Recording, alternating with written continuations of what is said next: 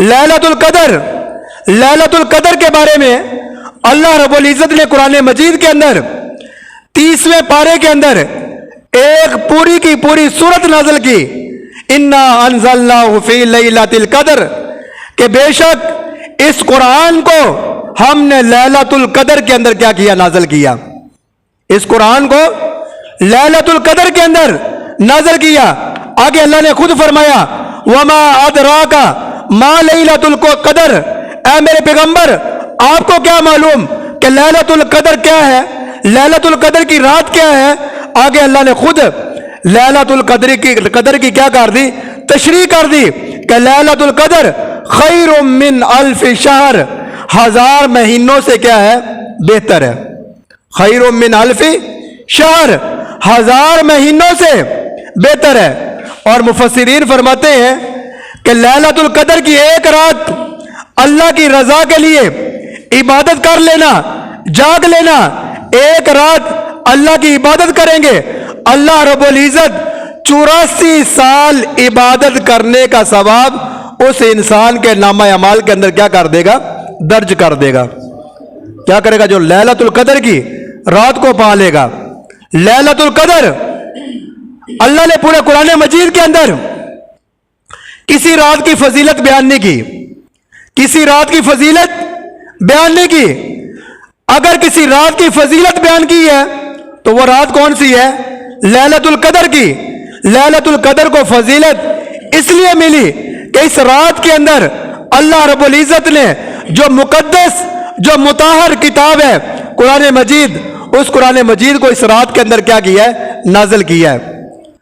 بنی اسرائیل کا ایک عابد تھا جس کا آپ علیہ الصلوۃ والسلام نے تذکرہ کیا کہ 1000 سال تک ساری رات اللہ کی عبادت کے اندر گزارتا تھا، اور صبح اپنا ہتھیار لیتا، اپنا اسلحہ لیتا، اللہ کے راستے کے اندر جہاد کرتا۔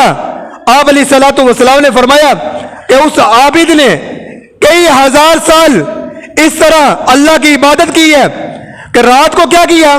ساری رات اللہ کی عبادت کے لیے اپنے آپ کو کھڑا کر لیا اور سارا دن جہاد کے اندر گزار دیا، اللہ کے کلمہ کو بلند کرنے کے لیے جہاد کرتا رہا۔ تو صحابہ نے جب یہ سنا تو صحابہ کے دل کے اندر غم پیدا ہوا، پریشانی پیدا ہوئی کہ یا رسول اللہ صلی اللہ علیہ وسلم ہماری زندگی 83 سال یا 84 سال ہے یا 70 سال ہے یا 100 سال ہے، تو بنی اسرائیل کا عابد کی عبادت کے مقابلہ ہم نہیں کر سکتے۔ تو اللہ تعالیٰ نے یہ سورت نازل فرمائی کہ اے پیغمبر اپنے صحابہ کو تسلی دی دیجیے کہ میں رمضان کے مہینے کے اندر ایک رات تمہیں ایسے دینے والا ہوں کہ جس رات کو لیلۃ القدر کہا جاتا ہے، کہ لیلۃ القدر کی ایک رات جو انسان عبادت کر لے گا اس کو 1000 مہینے عبادت کرنے کا ثواب مل جائے گا۔ اور وہ 1000 مہینے کتنے ہیں؟ 84 سال۔ اور زندگی کے اندر اگر 10 مرتبہ لیلۃ القدر کی رات نصیب ہو جائے تو کام کہاں پہ چلا جاتا ہے؟ اس کا کوئی حساب کتاب ہی نہیں ہے۔ تو لیلۃ القدر، اس بات کے اندر اتفاق ہے کہ لیلۃ القدر کی رات رمضان المبارک کے آخری عشرے کے اندر ہے۔ کون سے عشرے کے اندر؟ آخری 10 دنوں کے اندر۔ اور اس بات کے اندر بھی اتفاق ہے کہ رمضان المبارک کے آخری 10 دنوں میں سے تاک رات میں سے ایک رات ہے، تاک راتوں میں سے ایک رات ہے، یا 21 ہے یا 23 ہے یا 25 ہے یا 27 ہے یا کیا ہے 29 ہے۔ ان 5 راتوں میں سے ایک رات لیلۃ القدر ہے۔ ایک رات کیا ہے؟ لیلۃ القدر ہے۔ اور اس رات کو تلاش کرنے کے لیے معتکف مسجد کے اندر آ کے بیٹھتا ہے کہ میں وہ رات کو حاصل کر لوں، اس رات کی عبادت کر لوں۔ اس رات کیا ہوتا ہے؟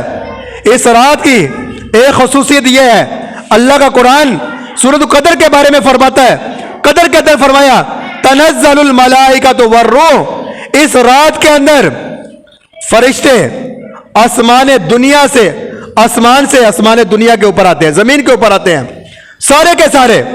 آپ جانتے ہیں، آپ نے سنا ہوا ہے کہ فرشتے جو ہیں اللہ نے جب بھی ان کو جب سے پیدا کیا ہے کوئی اللہ کی عبادت کے لیے سجدے کے اندر ہے, کوئی اللہ کی رضا کے لیے قیام کے اندر کھڑا ہوا ہے, کوئی رکوع کے اندر ہے, کوئی سجدے کے اندر ہے. لیکن جب لیلۃ القدر کی رات آتی ہے اللہ رب العزت تمام فرشتوں کو زمین کے اوپر بھیجتا ہے کہ جاؤ فرشتوں, اے نوری مخلوق دنیا کے اندر جا کے دیکھو کہ جو دنیا کے اندر انسان میری عبادت کے اندر مگن ہے, میرے سے دعا مانگنے والا ہے, اس کی دعا کے اوپر آمین کہنا اور اس کے لیے رحمت اور مغفرت کی تم کیا کرنا, دعا کرنا. اس رات کے اندر فرشتے آ کے ہمارے لیے دعائیں کرتے ہیں. اگر ہم دعا کے اندر مصروف ہیں تو وہ فرشتے ہمارے لیے دعا کے اوپر کیا کہتے ہیں, آمین کہتے ہیں. لیلۃ القدر کو قدر کیوں کہا جاتا ہے؟ لیلۃ القدر کو لیلۃ القدر اس لیے کہا جاتا ہے کہ جس طرح آپ نے ایمان کی صفتوں کے اندر پڑھا والقدر خیرہ وشرہ من اللہ تعالی والبعث بعد الموت, کہ اس کے اندر تقدیر کے کیا ہوتے ہیں, فیصلے ہوتے ہیں. اس رات کے اندر تقدیر کے فیصلے ہوتے ہیں.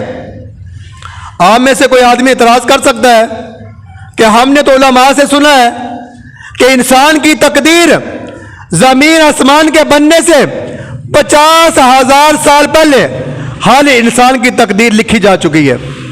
ہر انسان کی تقدیر لکھی جا چکی تھی. پھر اس رات کے اندر تقدیر کے فیصلے ہونے کا کیا مطلب ہے؟